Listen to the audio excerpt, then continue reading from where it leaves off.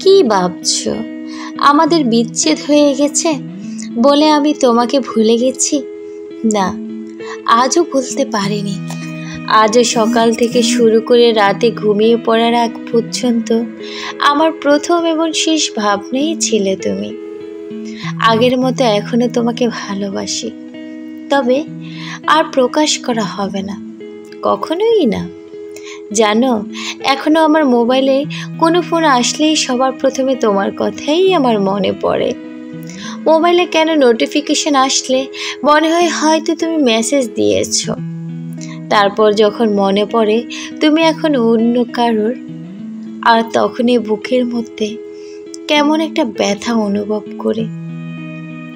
জানো তো, এখনো আমি আগের মতোই ঘুমানোর আগে মোবাইলটা বালিশের পাশে রাখি।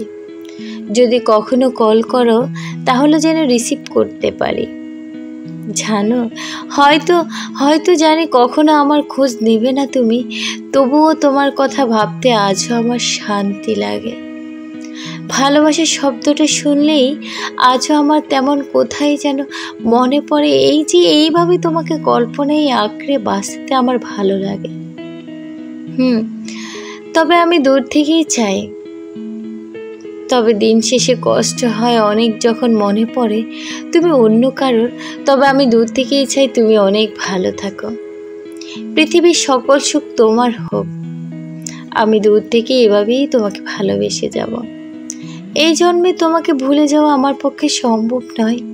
জানি তুমি অন্য কারো, তবু আজও আমি তোমাকে অসম্ভবভাবে ভালোবাসি।